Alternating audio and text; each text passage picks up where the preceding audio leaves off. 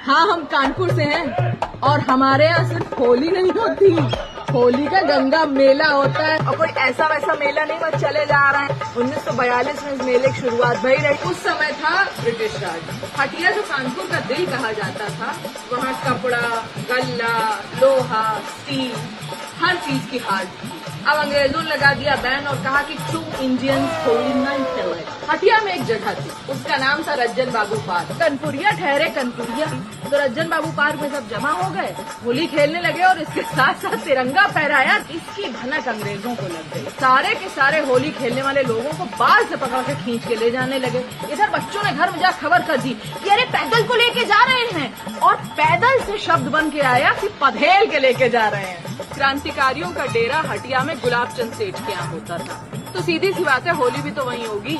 अंग्रेजों ने वहाँ पहुँच के होली खेलने से मना किया। गुलाब चंद सेठ ने कहा नहीं मानेंगे, उठा लो जो उठाओ।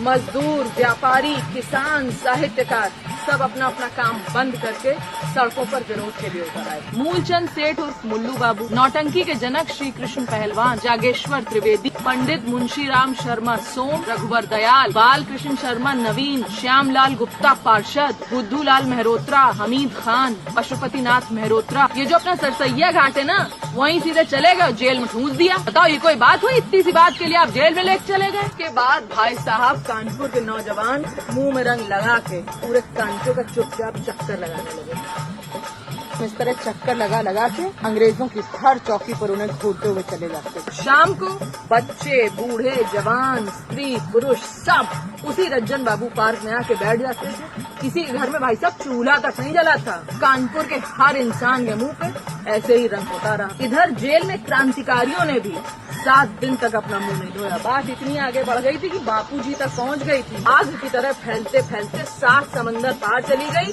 वहां से एक अफसर को बुलाया गया, वो कानपुर आया, किसी तरह सुलह की गई। और 7वें दिन, जिस दिन अनुराधा नक्षत्र था, इन क्रांतिकारियों को रिहा किया गया। फिर क्रांतिकारी बाहर निकले, सबके मुंह रंगे, पूरे शहर के मुंह रंगे, और लोग इतने खुशी दीवाने हो गए कि रंग खेल खेल के बार बार गंगा जी में कूद जाते थे और खुशियां मनाते थे। लोगों ने क्रांतिकारियों के स्वागत में भैंसा गाड़ी, ऊंट गाड़ी, यहाँ तक कि ठेले तक का इंतजाम किया था। और सारे के सारे क्रांतिकारियों को उस भैंसा गाड़ी और ठेले पर बैठा के पूरे शहर के चक्कर लगाए गए। और बाद में रज्जन बाबू पार्क में आकर वो होली समाप्त हुई। गंगा मेला की होली चालू होती है रज्जन बाबू पार्क हटिया से, फिर पहुंचती है जनरलगंज, मनीराम बगिया, मेस्टन रोड, तिलक हॉल, बीच वाला मंदिर, कोतवाली, टोपी बाजार, चौक सराफा, कोतवालेश्वर मंदिर, संगमलाल मंदिर, कमला टावर, अपना तील खाना, बिराना रोड, लाठी महल, जनरलगंज, और फिर वापस खत्म होती है हटिया में। इस दिन क्रांतिकारियों के हाथ में सडनली कुछ था नहीं, तो एक दूसरे को तरबूज गिफ्ट किए थे। हाँ, जो ये लोग कह देते हैं ना कि होली तो ऐसे लोग खेलते हैं, वैसे लोग खेलते हैं, भाई साहब होली पूरे विश्व में मनाई जाती है। बच्चे, बूढ़े, जवान, स्त्री, पुरुष सबका त्योहार है। इसका अपना धार्मिक, पारंपरिक और ऐतिहासिक महत्व है। इसलिए आपसे हाथ जोड़ के निवेदन है कि कानपुर के होली मेला का एक ऐतिहासिक महत्व है। उस महत्व को और स्वर्णिम बनाइए और महिलाओं, बच्चों, बूढ़ों, जवान सबके साथ कायदे से होली खेलिए। आप सबको होली की बहुत सारी शुभकामनाएं। हमारे सूट पे नजर न लगाओ, कानपुर का ये कैप्शन में डाल रहे हैं।